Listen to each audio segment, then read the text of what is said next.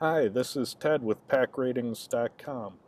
Today I'd like to talk about a vacation kit, in particular a beach vacation kit. I'll just go ahead and dive in.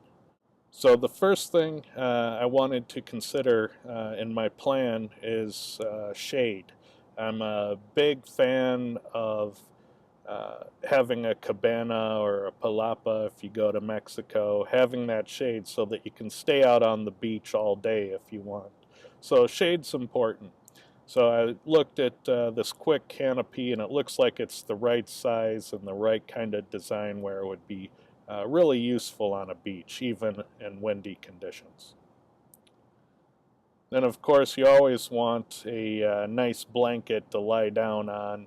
So having a large blanket that is intended to get wet and dirty and dry quickly is important. So there's a lot of nice options available.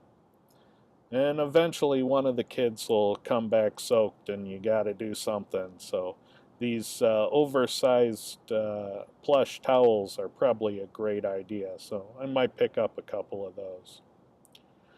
Something cool I saw was these backpack chairs where you can fold them up and put them on like a backpack, but they're beach chairs and they have storage as well.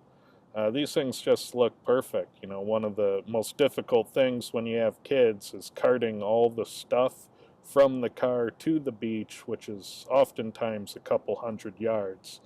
So, you know, having some way to carry things is really helpful. Of course, you need a cooler bag because you got to have somewhere to put your ice and cold beverages and snacks. So, it's looking at one of those. Another option for getting everything to the beach is one of these beach carts. Now, I've tried taking wheeled coolers and other types of carts onto the beach, and the problem every time with something that isn't made for the beach is the wheels get stuck in the sand, and you end up dragging whatever it is, uh, across the dunes, and that's a real pain.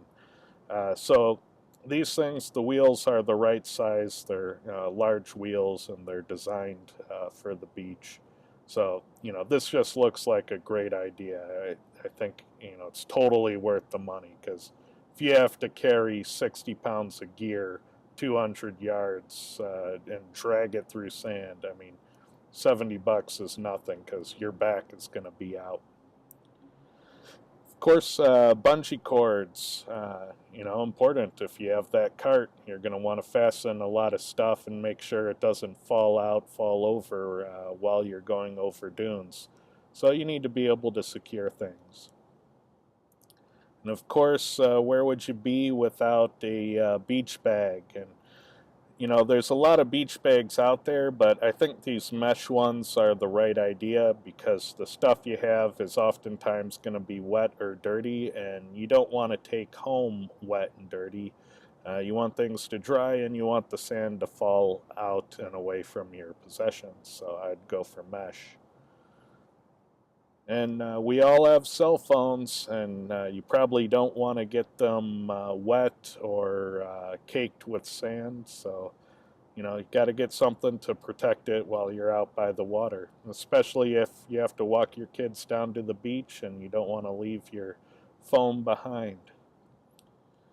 Same thing with your wallet. I mean, how many times have we all been to the pool and we had to have our IDs, credit cards, and money with us? Couldn't, you know, just leave it poolside. So it all ends up getting soaked. So you might want to get one of these waterproof wallets. And one thing I always hate to miss out on is the wildlife. If you see a whale or you know something cool while you're sitting on the beach, a neat-looking boat, it's good to have binoculars. You know, it's a lot of fun to just watch nature while you're there. Well, hope you like my ideas. Let me know what I missed. Let me know what could be done, better, cheaper, lighter. As always, this is just a plan, and I hope you enjoyed it. Thanks a lot. Bye bye.